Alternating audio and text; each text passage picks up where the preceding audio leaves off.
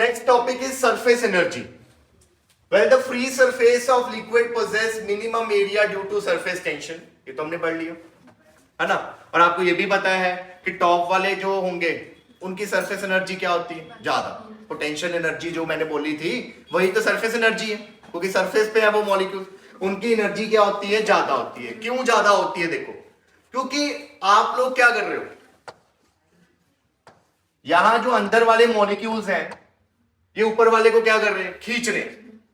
तो अगर आपने कोई मॉलिक्यूल को नीचे से उठा के ऊपर रखना है तो you need to perform some work, जैसे नॉर्मल करते हो पोटेंशियल एनर्जी में कि इस मार्कर को नीचे से उठा के ऊपर तक लेके आने में जितना काम किया, that work is stored as potential energy. यहां पे भी यही है कि अगर आप किसी मॉलिक्यूल को कहते उठा के सरफेस पे लेके आना चाहते हो तो some work has to be done against the intermolecular force of attraction and that work is stored as surface energy. ठीक है, तो यही लिखा है, to increase the surface area the molecules have to be brought from interior to the surface, work has to be done against the intermolecular force of attraction. This work is stored as potential energy of the molecule on surface, so the molecule at the surface have extra energy compared to molecule in the interior, and that energy is called surface energy. क्योंकि वो इसीलिए क्योंकि वो कहां पे पड़े हैं, surface पे। क्लियर ये चीज? चलो नेक्स्ट है बच्चों, relation between surface energy and surface tension. तो सबसे पहले तो सरफेस एनर्जी कैसे निकालेंगे? सरफेस एनर्जी के लिए हमें थोड़ा सा वर्क करना पड़ेगा against the force due to surface tension, है ना। तो उसके लिए मेरे पास यहाँ पे एक सोप फिल्म है। सोप फिल्म सब कुछ सभी को पता है ना, सोप फिल्म, है ना। अब सोप फिल्म में थोड़ी सी चीजें और आएंगी नई सीखने वाली। सोप फिल्म में सबसे पहले तो बात करें अगर फ्री सरफेसेस कितनी होती है। अब ये फ्री सरफेसेस क्या होती है वो भी देखो। देखो ये मेरे पास फिल्म है, सपोज करो लिक्विड की फिल्म। यहां पे जो ये वाली लेयर होगी ये किधर जाना चाहती है, अंदर की तरफ, क्योंकि एरिया सरफेस एरिया क्या करना है, कम करना है, तो अंदर की तरफ जाना चाहती है। उसके लिए यहां पे जो लिक्विड की लेयर होगी वो क्या करेगी, ऊपर की तरफ एक फोर्स लगाएगी। लगाएगी या नहीं? सोप फिल्म में क्या होती है, soap film is like a sandwich, जिसमें पहले क्या होती है, लिक्विड लेयर, फिर अंदर क्या होती है, एयर, फिर बाहर क्या होती है, लिक्विड लेयर। तो ये सैंडविच है जो दिखती नहीं है, बहुत पतली होती है वो लेयर, पर एक्चुअल में क्या होता है, सोप फिल्म में बाहर एक लेयर होती है लिक्विड की, अंदर एयर होती है और बाहर फिर से क्या आ जाती है, लेयर। तो इसकी कितनी सरफेसेस बोली जाती हैं, दो। फ्री सरफेस का मतलब होता है कि जो सरफेस एयर के साथ कांटेक्ट में आ रही है, तो इसकी ये वाली लेयर भी एयर के साथ कांटेक्ट में आ रही है, ये वाली भी किसके साथ आ रही है, एयर के साथ। समझ लगी ये चीज? तो सोप फिल्म की कितनी लेयर्स हुई, दो। इसमें जो फोर्स लगेगी, एक ये वाली लेयर भी फोर्स लगाएगी खींचने के लिए ऐसे, एक ये वाली भी लेयर फोर्स लगाएगी खींचने के लिए, है ना। अगर मैं बोलूं इधर से खींचना है लेयर ने अपने एरिया को कम करने के लिए, ये वाली लेयर भी खींच रही है और ये वाली लेयर भी क्या कर रही है, खींच रही है। तो फोर्स कितने टाइम्स हो गई, दो टाइम्स। तो जहां भी सोप फिल्म आएगी ना आगे आगे लेक्चर्स में, वहां 2 टाइम्स जरूर होगा। तो वो समझ लेना आप क्यों होती, क्योंकि सोप फिल्म में 2 फ्री सरफेसेस हैं, दोनों फोर्स लगाएंगे खींचते हुए। क्लियर ये चीज? तो यहां पे वही चीज है, हमारे पास सोप फिल्म है जिसकी एक यहां पे देखो, ये साइड व्यू दिखाया ना मैंने, इसको कट कर दिया, कट करके ये साइड व्यू है। एक तो ये सरफेस है ऊपर वाली, अंदर क्या है इसके, एयर, और एक क्या है, बाहर वाली। तो यहां पे 2 सरफेसेस है, एक टॉप की और एक का नीचे, क्योंकि बीच में क्या आ गया, एयर आ गई है, इनको सेपरेट कर दिया। तो टॉप वाली सरफेस भी फोर्स लगा रही है अपने एरिया को मिनिमम करने के लिए, और बॉटम वाली भी फोर्स लगा रही है अपने एरिया को मिनिमम करने के लिए। अब हमने देखना है कि सरफेस एनर्जी कितनी स्टोर हुई। उसके लिए मैंने क्या किया, देखो ये लेयर्स इस तरफ फोर्स लगाएंगी, इस तरफ ही लगाएंगे, this force is due to surface tension. मैंने क्या किया, इसे खींच के बड़े आराम आराम से खींचा, खींच के मैंने छोटी सी डिस्प्लेसमेंट कर दी dx। तो ये लेयर यहां पहुंच गई, यहां पहुंच गई।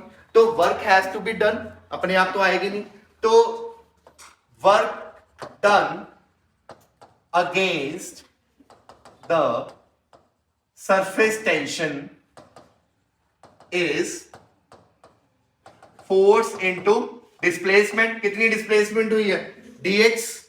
चलिए ये चीज फोर्स में ये जो फोर्स होगी ये कौन सी फोर्स की इक्वल होगी?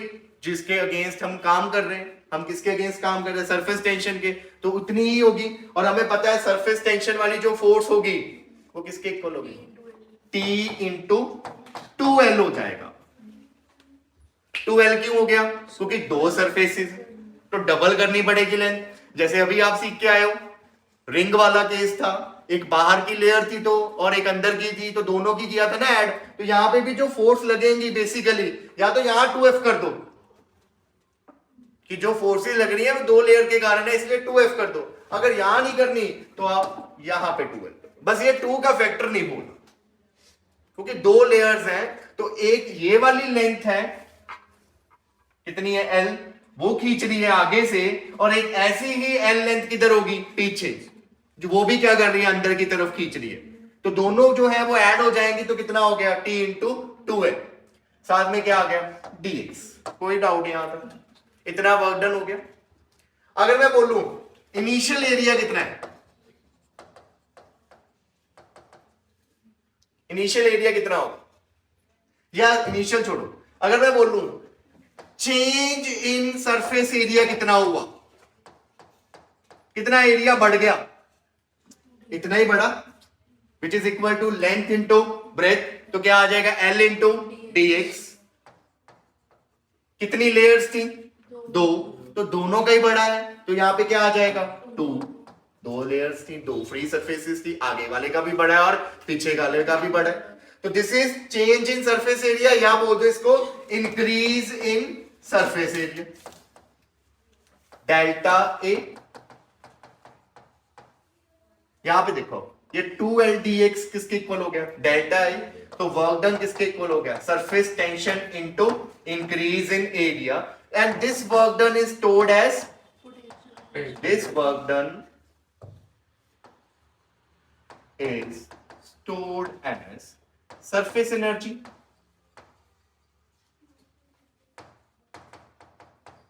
T into delta। तो बच्चों ये दो फॉर्मूले आपने याद करने हैं। वर्क डन और सरफेस एनर्जी बेसिकली है तो सेम ही चीज। अगर आपको कभी भी बोला जाए कि कितना वर्क डन हुआ इतने एरिया इंक्रीज करने के लिए, तो formula is T into delta a, where T is what? Surface tension, जिसको सिग्मा भी लिख सकते हो। और अगर डेल्टा ए इक्वल टू 1 हो जाए तो उस केस में सरफेस एनर्जी किसके इक्वल हो जाएगी? सरफेस टेंशन के। तो surface energy is numerically equal to surface tension when the increase in area is unity. जब इंक्रीज इन एरिया जो है वो 1 मीटर स्क्वायर का होगा, उस केस में सरफेस एनर्जी और सरफेस टेंशन क्या हो जाएंगे? इक्वल हो जाएंगे। क्लियर? ये चीज समझ लग गई? तो ये फॉर्मूले सब आपने याद नोट कर। अब नेक्स्ट देखिए बच्चों, कुछ डायरेक्ट क्वेश्चंस हैं जो पूछे जाते हैं आपसे। जैसे फर्स्ट है work done in blowing liquid drop या सोप बबल।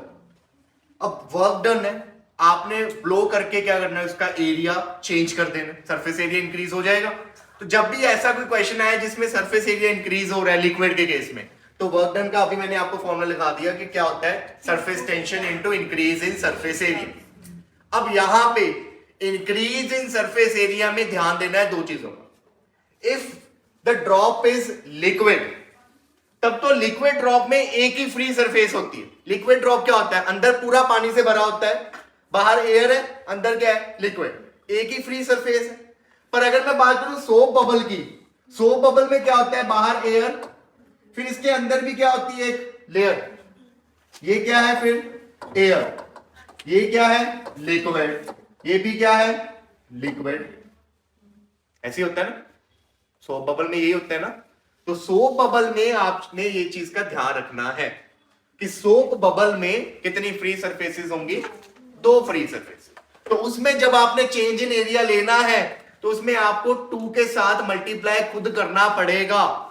जनरल फॉर्मूला सिखा दिया मैंने कि general formula is what? Tension, sorry, surface tension into increase in area. वो 2 का फैक्टर कब लेना है? जब सोप का क्वेश्चन होगा। तो देखो, अगर मान लो कि आपकी जो लिक्विड ड्रॉप है, कहते हैं उसका रेडियस पहले R1 था, आपने कितना कर दिया? R2 कर दिया। तो इंक्रीज इन सरफेस एरिया कितना होएगा? पहले का होएगा 4 पाई R1 स्क्वायर, दूसरे का होएगा 4 pi R2 square. Delta A कितना आ जाएगा? 4 pi R2 square minus r1 square, ये आ जाएगा। तो फॉर्मूला बन गया t into 4 pi r2 square minus r1 square. कोई डाउट किसी को? क्लियर है चीज? अगर उसके बाद बात करें सोप बबल की, तो सोप बबल में आपको एक 2 के साथ क्या करना पड़ेगा? मल्टीप्लाई, क्योंकि उसकी कितनी फ्री सरफेसेस है? 2। तो फॉर्मूले में क्या बन गया? 4 इंटू 2 8।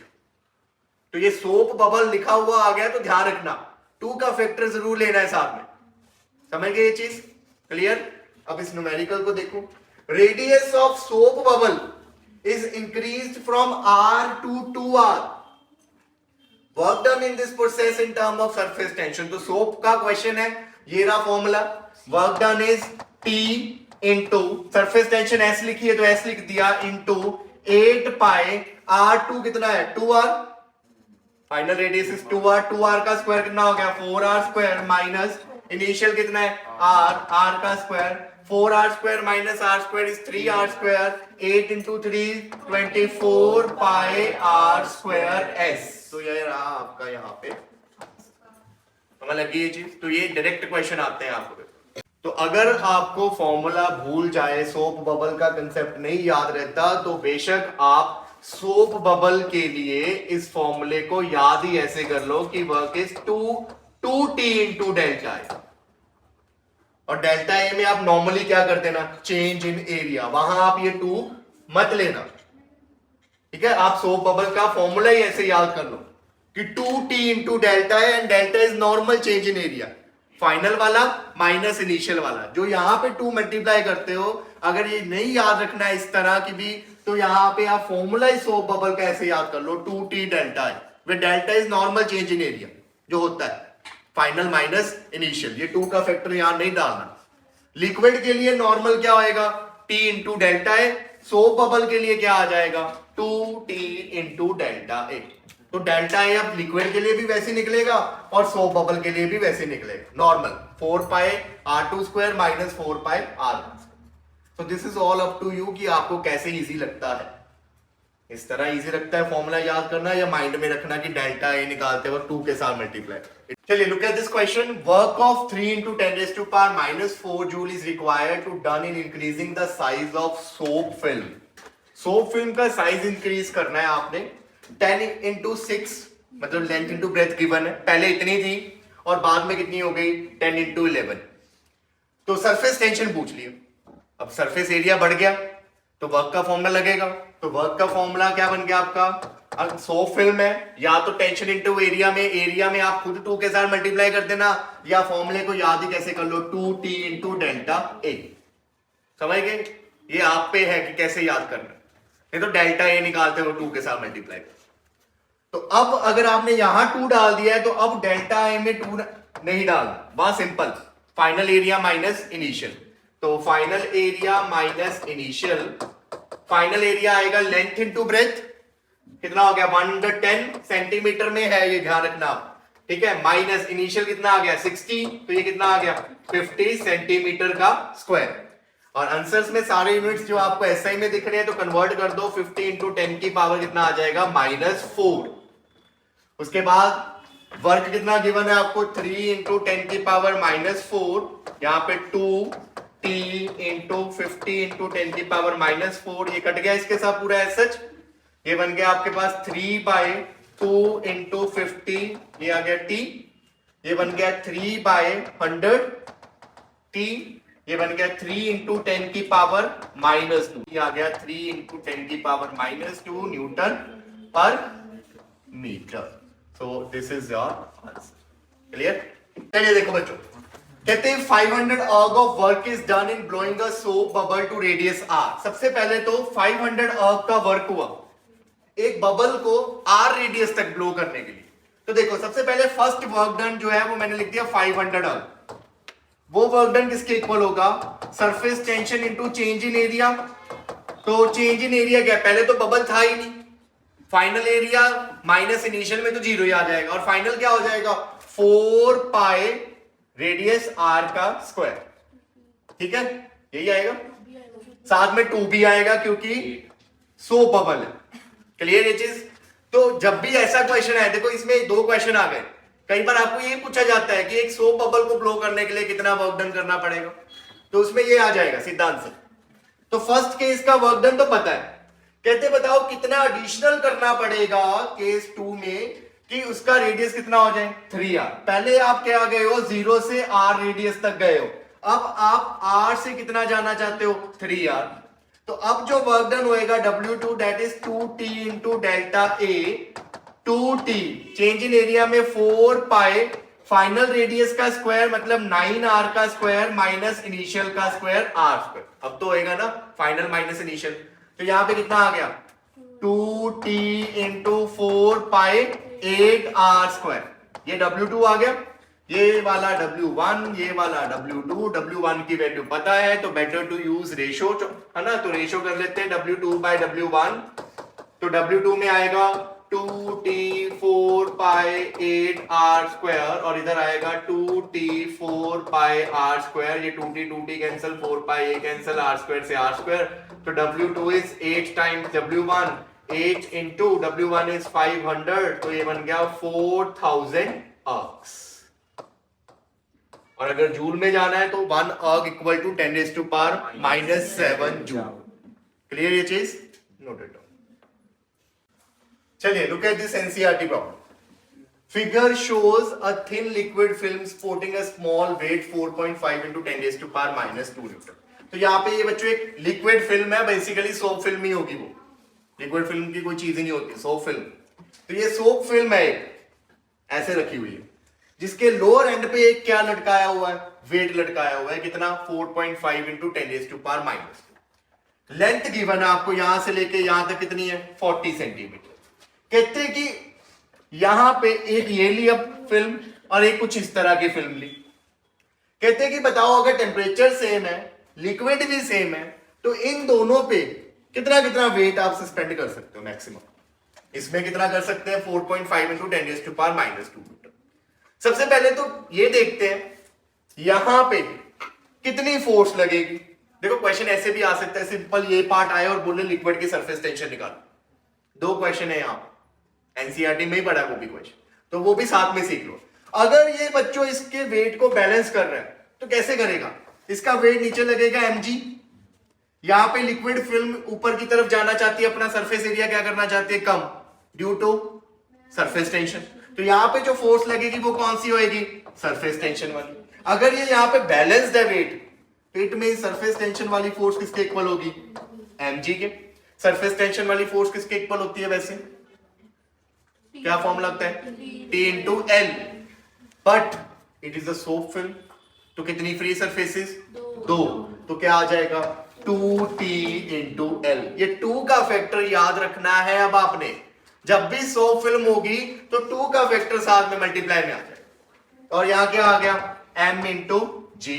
तो यहां से आप अगर सब कुछ दिया हो आपको, जैसे क्वेश्चन में वेट दिया है आपको लेंथ दी है, क्या आप सरफेस टेंशन निकाल सकते हो। तो पहला पार्ट ऐसा हो सकता है तो आप कर लोगे ना कि सरफेस टेंशन निकाल के दो। अब पर यहां क्वेश्चन अलग है, यहां बोला गया कि यहां कितना वेट सपोर्ट होगा और यहां कितना वेट सपोर्ट होगा। तो वेट सपोर्ट करने के लिए आपकी जो सरफेस टेंशन वाली फोर्स है वो mg के इक्वल होनी चाहिए। और सरफेस टेंशन वाली फोर्स किस पे डिपेंड करती है, सरफेस टेंशन पे और लेंथ पे। तीनों लिक्विड क्या है सेम, तीनों का टेम्परेचर क्या है सेम, और तीनों की लेंथ नीचे कितनी है फिल्म की सेम। तो मतलब तीनों की सरफेस टेंशन वाली फोर्स क्या है सेम, तो तीनों वेट भी कितना सपोर्ट करेंगे सेम। तो आंसर आएगा सेम वेट, मतलब 4.5 into 10 raised to power -2 newton. तो यही आप आंसर लिख दोगे कि आपकी जो सरफेस टेंशन वाली फोर्स है वो किस पे डिपेंड करती है, that depends on surface tension and length of the film. Since दोनों में लिक्विड सेम है जो पहले वाले में था और दोनों की सरफेस फिल्म की जो लेंथ है वो भी क्या है सेम है, इसलिए दोनों सेम ही वेट जो है वो सपोर्ट कर पाए। और कई बार क्वेश्चन में क्या पूछा जाता है सरफेस टेंशन, उसके लिए आप ये चीज करो, हो जाएगा आप ये। Next very important problem, splitting of drop. देखो यहां पे क्या होएगा, आपसे पूछा जाएगा कि जब एक ड्रॉप स्प्लिट होती है छोटी छोटी ड्रॉप्स में तो सरफेस एनर्जी में क्या चेंज आएगा। तो उसके लिए देखो ये एक बड़ी ड्रॉप थी जिसका रेडियस कैपिटल आर था, ये n छोटी ड्रॉप्स में टूटी जिसका रेडियस कितना था स्मॉल आर। तो सबसे पहला स्टेप तो हमारा यही होएगा, हम ये निकाल लेंगे स्मॉल आर और कैपिटल आर में क्या रिलेशन। और ये तो हम पहले से सीख के आए, हमें पता है हम क्या करेंगे, volume of bigger drop is equal to n times volume of smaller drop, क्योंकि वॉल्यूम तो क्या रहेगी, सेम। तो यहां से रिलेशन आएगा 4/3 pi capital R cube equal to n into 4/3 pi small R cube. ये कैंसिल हो गया, यहां पे capital R cube is n into small R cube, यहां से कैपिटल आर आ गया n की पावर 1/3 और साथ में क्या आ गया, स्मॉल आर। अगर न्यूमेरिकल भी आता है, स्कूल के लिए न्यूमेरिकल आता है, तो आप सीधा फॉर्मूला नहीं ना लगा सकते, उसमें पहला स्टेप आपका यही होगा कि आपको कैपिटल आर और स्मॉल आर में क्या करना पड़ेगा, रिलेशन निकालना पड़ेगा, अगर आपने बड़े बड़े मेथड से करना है। तो पहला स्टेप ये होगा, समझ लग गया इतनी चीज। उसके बाद आपको पता है अगर वो बोलेगा इंक्रीज इन सरफेस एनर्जी, तो increase in surface energy is basically what, work done. Work done ही होता है इंक्रीज इन सरफेस एनर्जी, और वर्क डन का फॉर्मूला क्या होता है, surface tension into change in area, यही होता है। तो सरफेस टेंशन मान लो T है, चेंज इन एरिया अब आपने निकालना है, तो चेंज इन एरिया कैसे निकलेगा, देखो फाइनल माइनस इनिशियल। फाइनल में क्या है आपके पास, n छोटी छोटी ड्रॉप्स, तो आप n इंटू छोटी ड्रॉप का एरिया क्या आएगा, पाई 4 पाई स्मॉल r का स्क्वायर, यही आएगा। और इनिशियल एरिया में क्या आएगा, बड़ी ड्रॉप, तो 4 पाई कैपिटल R का स्क्वायर। यहां पे अब आप 4 पाई बाहर निकाल दोगे, ये बचेगा आपके पास nr square minus r square. यहां पे स्मॉल r की वैल्यू क्या कितनी निकलेगी, r बाई n की पावर 1/3, ये वैल्यू यहां पुट कर दो, t इंटू 4 पाई n, कैपिटल आर का भी स्क्वायर हो जाएगा और नीचे n की पावर कितनी हो जाएगी, 2/3 माइनस क्या आ गया, आर स्क्वायर। फिर क्या करोगे, t into 4 pi R square बाहर निकाल दोगे, यहाँ पे n की पावर 1 है, नीचे कितनी है 2/3, ऊपर आएगी तो n की पावर 1 माइनस 2/3 माइनस कितना आ जाएगा 1। यहीं पे इसको आगे सॉल्व करें, 1 माइनस 2/3 एलसीएम लोगे तो 3 माइनस 2/3 मतलब 1/3, तो ये बन जाएगा n की पावर 1/3 माइनस 1, ये चीज बनी। So this is the work done, और we can say this is increase in या change in surface energy, this is change.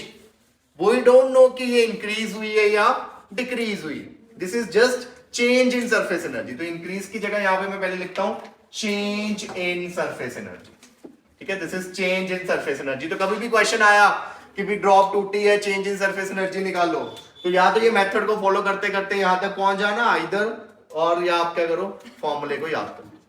अब ये जो टर्म होगी ये पॉजिटिव होगी या नेगेटिव, पॉजिटिव, क्योंकि n क्या है, नंबर, कोई भी नंबर जो होगा उसकी 1/3 पावर करोगे, क्यूब रूट करोगे आप, n ड्रॉप्स है ना, बहुत ज्यादा ड्रॉप्स होंगी, उसका 1/3 करोगे तो वो 1 से क्या आएगा, बड़ा ही आएगा, बड़ा ही आएगा ना 1/3। तो आप देखोगे आपका जो वर्क डन आएगा वो क्या बन जाएगा, पॉजिटिव।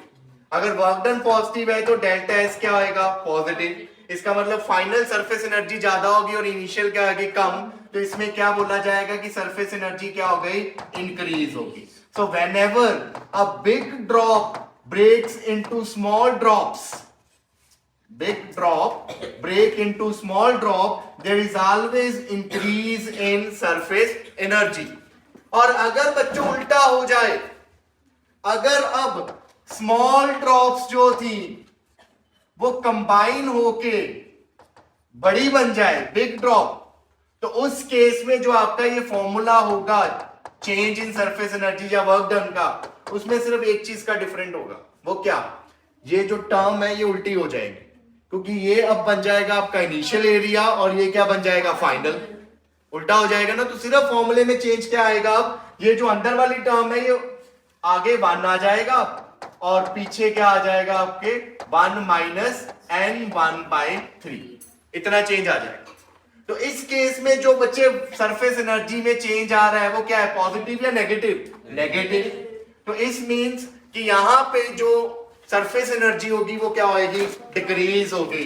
तो इस केस में डिक्रीज इन सरफेस एनर्जी। तो बच्चों कई बार तो थ्योरी ही क्वेश्चन आ जाता है कि जब स्मॉल ड्रॉप बड़ी में जाती है तो सरफेस एनर्जी में क्या होता है, डिक्रीज होता है, और जब बड़ी ड्रॉप स्मॉल ड्रॉप्स में टूटती है तब क्या होता है, इंक्रीज होता है। फॉर्मूला इंक्रीज का ये रहा, डिक्रीज का ये, सिर्फ एक टर्म का चेंज। क्लियर, समझ लग गई ये चीज, नोट करिए। तो जब बिग ड्रॉप स्मॉल ड्रॉप्स में स्प्लिट हुई तो उस केस में आपने देखा जो वर्क डन आया वो पॉजिटिव है। वर्क डन पॉजिटिव है मतलब आपको एक्स्ट्रा वर्क करना पड़ा, ठीक है। वर्क डन पॉजिटिव है तो इट मींस जो चेंज इन इंटरनल एनर्जी आएगा वो क्या आएगा, इंटरनल एनर्जी कम होगी या बढ़ जाएगी, ये बताओ। कम हो जाएगी, क्योंकि वर्क डन करना पड़ रहा है ना। वर्क डन पॉजिटिव है तो मतलब क्या हुआ कि अब सिस्टम को काम करना पड़ा। वर्क डन पॉजिटिव का मतलब सिस्टम को काम करना पड़ा, और जब सिस्टम ने काम किया तो उसने किसको यूज किया, इंटरनल एनर्जी को। अगर आपको काम करना पड़ रहा है तो आप अपनी एनर्जी को यूज करोगे। तो यहां पे अगर ड्रॉप को टूटते वक्त काम करना पड़ा तो उसने अपनी इंटरनल एनर्जी को यूज किया, इसका मतलब यू क्या हो गई, डिक्रीज हो गई। अगर यू डिक्रीज हुई है तो टेम्परेचर में फॉल आएगा या राइज हो जाएगा, टेम्परेचर फॉल। आपको पता होना चाहिए internal energy is the function of temperature, thermodynamics में पढ़े हमने। तो अगर यू डिक्रीज हुई है तो टेम्परेचर क्या हो जाएगा, कम हो जाएगा, तो फॉल होता है। समझे ये बात। तो ये भी कंसेप्चुअल क्वेश्चन आता है यहाँ पे, कितना फॉल होता है वो भी पूछा जाता है। उसके लिए आप क्या करोगे, उसके लिए आप अपने ये जो वर्क है उसे इक्वेट कर दोगे एम एस डेल्टा टी के साथ, जो हमने कहां पढ़ा है, थर्मल में पढ़ा। थर्मल में पढ़ा है ना कि भी हीट किसके इक्वल होती है, एम एस डेल्टा टी। तो वो वर्क किसमें कन्वर्ट हुआ, हीट में हुआ, हीट, या हीट किसमें कन्वर्ट हुई, वर्क में कन्वर्ट हुई, और कितनी हुई इसका फॉर्मूला होता है एम एस डेल्टा टी। यहां से क्या निकाल दोगे आप, डेल्टा टी, मतलब कितना टेम्परेचर चेंज हुआ। और इस केस में टेम्परेचर में जो चेंज आएगा वो क्या होगा, डिक्रीज वाला होगा, मतलब इतना टेम्परेचर कम हो गया। समझे। तो whenever a big drop breaks into small drop you have to perform a positive work done. Surface energy बढ़ती है, इंटरनल एनर्जी कम हो जाती है, जिससे टेम्परेचर में फॉल आता है। कितना फॉल आता है उसके लिए आप अपने वर्क डन को इसके इक्वल करते हो। वहीं अगर बोले स्मॉल ड्रॉप्स जो है बच्चों वो कंबाइन होकर के बिग ड्रॉप में बदल गई तो उस केस में क्या होता है, वर्क डन नेगेटिव, मतलब उसके ऊपर काम हो रहा है, तो इंटरनल एनर्जी क्या हो जाएगी, इंक्रीज हो जाएगी, क्योंकि वो खुद नहीं काम कर रहा है, उसके ऊपर काम हो रहा है, जिससे टेम्परेचर क्या हो जाएगा, राइज कर जाएगा। कितना राइज करेगा, उसके लिए again M S delta T के साथ वर्क डन को क्या कर दोगे, इक्वेट कर दो। समझ गए ये चीज, नोट बच्चों। सेम तरह का क्वेश्चन आपको जेई मेंस में दिखा होगा 22 में, आपको नहीं, मतलब जिन्होंने दिया, ठीक है। तो अ water drop of radius 1 centimetre is broken into 729 equal drops. Surface tension water की गिवन है, तो कहते बताओ gain in surface energy increase हुई होगी। आपको मैंने बताया कि जब बड़ी ड्रॉप छोटी में स्प्लिट होती है तो गेन होता है। कितना गेन होता है, जितना वर्क डन। या तो स्कूल के लेवल में क्वेश्चन आया तो पूरा करके दिखाना, पहले वॉल्यूम इक्वेट करके रेडियस निकालना, फिर उसके बाद वर्क डन का फॉर्मूला। यहाँ पे तो कॉम्पिटिटिव लेवल है, कॉम्पिटिटिव लेवल में वर्क डन कैसे निकलेगा, क्या फॉर्मूला आया था वो बड़ा सा, T into 4 pi r square and 1/3 minus 1. ये चीज आ गया। अब यहां पे एक चीज और ध्यान रखना, this is water drop. What if soap bubble होता है यहाँ, So 8 pi तो फिर क्या हो जाता, 2 के साथ मल्टीप्लाई होगा, करता. ठीक है। ये ध्यान रखना, सोप बबल का क्वेश्चन आएगा तो यहाँ पे टी को रिप्लेस करोगे किसके साथ, 2t के साथ, क्योंकि या तो एरिया में डबल कर दो, या बोला था मैंने फॉर्मूले में क्या कर दो, 2t कर दो टी की जगह। एक चीज करनी है, ये ना हो कि टी को भी डबल कर दो, एरिया को भी डबल कर दो, एक चीज को डबल करना। तो वो भी नोट में लिख दो कि अगर सोप बबल होता तो यहाँ पे टी की जगह साथ में क्या आता, 2t। तो यहाँ सारी वैल्यूज को पुट कर दो और आंसर बता दो। आंसर आपका जूल में है तो सब कुछ मीटर में लेना, मतलब एसआई में काम करना। टी की जगह आ गया आपका 75 डाइन सेंटीमीटर है बच्चों, तो 75 डाइन में 1 डाइन इक्वल टू 10⁻⁻5 सेंटीमीटर, नीचे है तो 10⁻⁻2 मीटर ऊपर न्यूटन, ये चीज ठीक है। ये बन गया 75 × 10⁻³ ये चीज आ गई। तो ये 75 इंटू 10 की पावर -3 4 पाई, पाई की जगह 22/7 आर स्क्वायर। ठीक है, कैपिटल आर होता है ना यहाँ पे। बड़े वाले का रेडियस गिवन है आपको 5 सेंटीमीटर, मतलब 10 की पावर -2 का स्क्वायर, n इज 729 की पावर 1/3 -1। तो 75 इंटू 10 की पावर -3 4 इंटू 22/7 इंटू 10 की पावर -4, ये 729 किसका क्यूब होता है? 9 का क्यूब हो गया, और बाहर 1/3। ये पावर्स तो आपको सॉल्व करनी आती है ना, रेशनल वाली, ये कैंसिल, तो ये बन गया 75 इंटू 10 की पावर -3 4 इंटू 22/7 इंटू 10 की पावर -4 9 -1 8। इसको सॉल्व करके बताइए इनमें से कौन सा आंसर है? सी पार्ट इसका आंसर आ, ठीक है, सॉल्व करोगे तो सी पार्ट इसका आंसर आ जाएगा। समझ लग गई? तो सिंपल सा क्वेश्चन है, देखो जेईई मेंस में आया। तो नेक्स्ट टॉपिक है आपका फैक्टर्स अफेक्टिंग सरफेस टेंशन। तो लिक्विड की सरफेस टेंशन किन किन फैक्टर्स पे डिपेंड करती है? सबसे पहला है बच्चों कंटेमिनेशन। कंटेमिनेशन का मतलब क्या है? इंप्यूरिटीज ऐड होने। कि अगर कहते हैं वाटर सरफेस पे डस्ट है, ग्रीस है या ऑयल है, तो उससे इसकी सरफेस टेंशन क्या हो जाएगी? कम हो जाएगी। बच्चों समझ लगी ये चीज? ऐसा क्वेश्चन आ जाता है, पता होना चाहिए आपको। उसके बाद a small piece of camphor put in clear water dances vigorously due to the decrease of surface tension of water। ये बड़ा इंपॉर्टेंट है बच्चों, मैंने देखा था कई बार एमसीक्यू क्वेश्चन बना था इस पे, कि कहते हैं अगर एक कैम्फर को आप पानी के ऊपर डालोगे तो क्या होगा? क्या वो नीचे चले जाएगी? क्या वो वहीं पे फ्लोट करेगी? वो क्या करनी शुरू हो जाएगी? वो डांस करेगी, मतलब कभी इधर कभी इधर कभी इधर। ये प्रॉपर्टी है, ये याद रखना, ये ऐसा पूछा जा सकता है एमसीक्यू में। उसके बाद सल्यूट का क्या इफेक्ट है? A highly soluble substance like sodium chloride increases the surface tension of water, बढ़ा देता है। अ स्पैरेंगली सोल्यूबल सब्सटेंस लाइक फिनोल और soap reduces the surface tension. वहीं अगर बात करें आप, फिनोल और सोप ये क्या कर देते हैं? सरफेस टेंशन को कम कर देते हैं। लास्ट है टेम्परेचर। टेम्परेचर में क्या है कि सरफेस टेंशन लिक्विड का डिक्रीज हो जाएगा अगर आप टेम्परेचर बढ़ाते हो। जितना टेम्परेचर बढ़ाओगे उतना ही सरफेस टेंशन क्या हो जाता है? कम हो जाता है। एक रिलेशन है sigma at T equal to sigma not 1 minus alpha T. यहां पे सिग्मा टी है किसी टी टेम्परेचर पे सरफेस टेंशन, सिग्मा नॉट है 0 डिग्री सेल्सियस पे टेम्परेचर, और टी यहां पे क्या है? चेंज इन टेम्परेचर होता है, जो टी -0 क्या आ जाएगा? टी। और अल्फा यहां पे क्या है? Temperature coefficient of surface tension, जो बताता है कि सरफेस टेंशन के साथ कितना चेंज आएगा। तो ये एक फॉर्मूला है, ऐसे याद कर लेना, क्वेश्चन आया तो ठीक है, वैसे नहीं आएगा, ठीक है, पर पता होना चाहिए।